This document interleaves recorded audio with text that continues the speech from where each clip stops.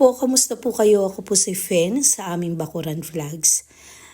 Ngayon po ay mamamasyal po tayo sa dating boss ni Sir Bernie. Dito po yan sa San Rafael, Bulacan. Kung mapapansin nyo, walang bahayan, puro puno lang kasi po ito po ay mga farm.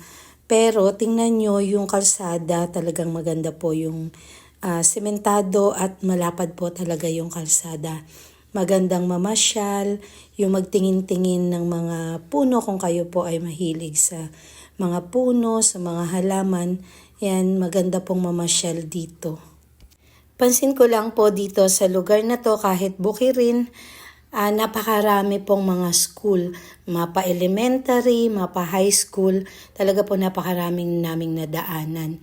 Yan dito, ang ganda pong mamasyal, kaya lang po yung video na to, hindi ko po mapapakita sa inyo yung pinaka lugar ng boss ni Sir Bernie kasi nga sabi ni Sir Bernie, intellectual property, wag daw ako mag-video pero nandito na kami at may maganda po na pinakita sa akin yung dating boss ng Sir Bernie. Dito ako dinala sa katabing bahay nila. Yan, ito po yung mga succulent na talagang ang gaganda, hindi mo po aakalain na dito lang po yan sa Bulacan. Etong mga part na yan, ito yung mga na-propagate niya. Mula po ng pandemic siya, nag-start na mag-alaga ng mga succulent, ng mga cactus, at meron din siyang mga magagandang aglonema dito.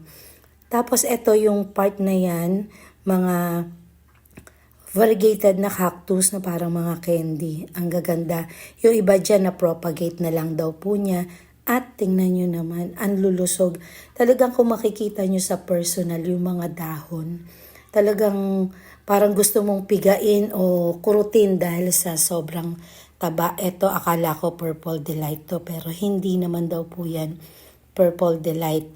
Pero ang ganda ng kulay, stress na stress po.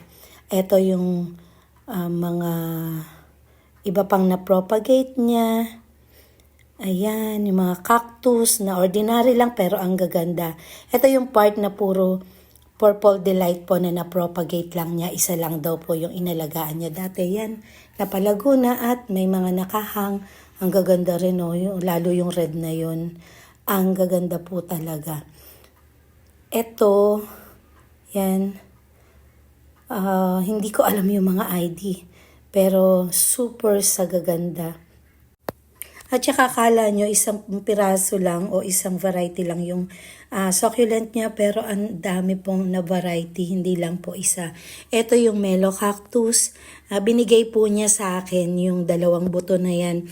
At abangan nyo po yung pagpupunla ko ng buto ng Melo Cactus na yan. Alam nyo naman na nakapagpatubo na po ako niyan, malalaki na mula nung pandemic. Ngayon, ito talagang binigay po niya. Binigay ng may-ari. Yan yung may-ari at ito naman yung dating boss ni Sir Bernie na malapit yung bahay dyan. Ayan o, ako na ang pinag-harvest niya ng seed pod ng Melo Cactus. Ayan o, tuwan-tuwa naman ako dati kasi nanghihingi ako kay Mama Donna ng seed pod niyan. Kaya lang, hindi ko natatapatan na may seed yung Melo Cactus ni Mama Donna.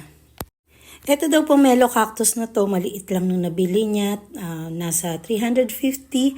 Talagang siya na lang alaga para magkaroon ng corona. Yun, no, ang gaganda. Yun yung mga monkey's tail na talagang ang gaganda. Iba't ibang klase po yan ng monkey's tail. Hindi lang ako lapit doon sa part na yan kasi natatakot ako na makasagi. Kasi kapag nasagi ko, nagkakalaglag po yung dahon. Kamukha nung part na nadaanan ko kanina. Ayan o, yung mga golden barrel, mga cactus niya. At eto, isa pang Melo Cactus niya na meron ng corona. Binibili ko sana yan, kaya lang iisa daw po yan. 2 variety lang daw po ang meron pa siya sa Melo Cactus.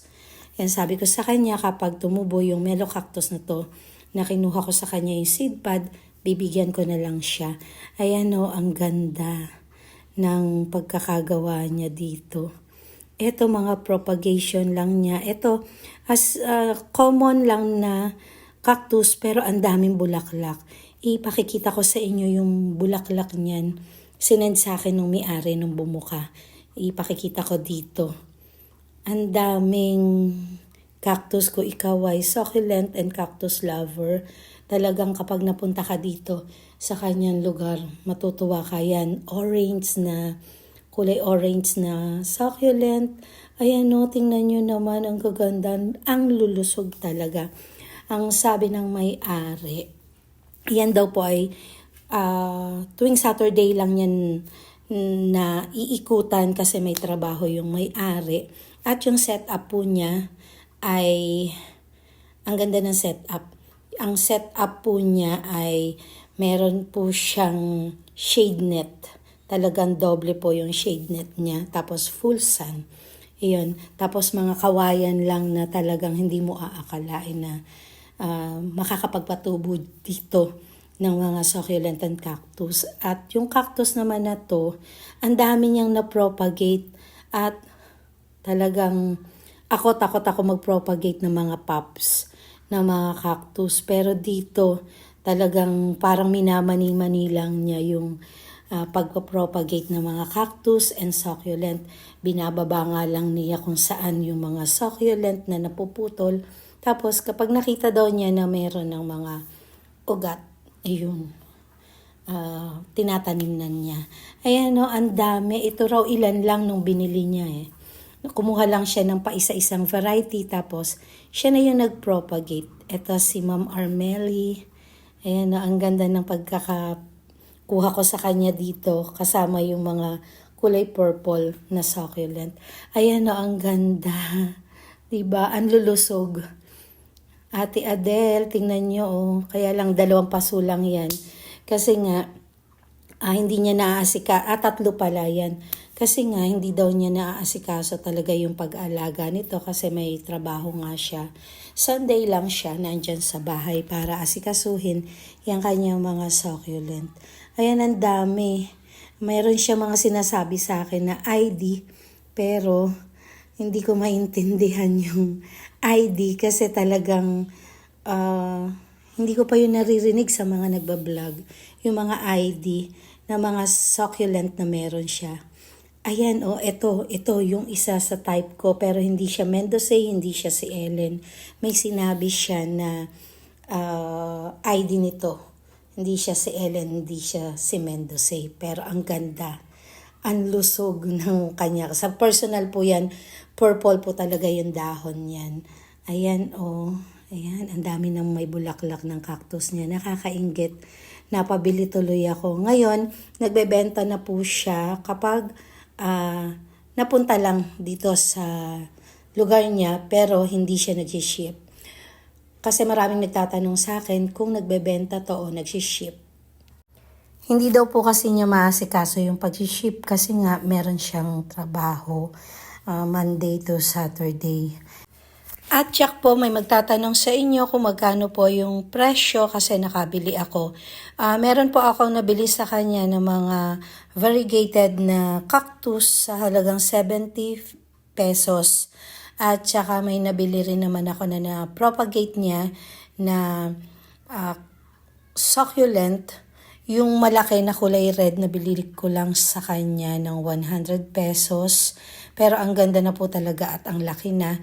Tapos yung iba na propagate niya, nabili ko lang na wala pang 100 pesos. Yan po, napakita ko na po sa inyo yung mga nagagandahang cactus and succulent. Dito lang po yan sa San Rafael, Bulacan. Tapusin ko na po itong aking video at magpapasalamat lang po muna ako sa lahat ng subscribers, sa mga kaibigan ko sa YouTube, sa mga napadaan lang pero pinanunood po ng buo ang aking mga video at hindi po nag-i-skip ng ads. Maraming salamat po sa walang sawa niyong pagsuporta at walang sawa niyong pagnunood sa aking mga video. Keep safe everyone. God bless.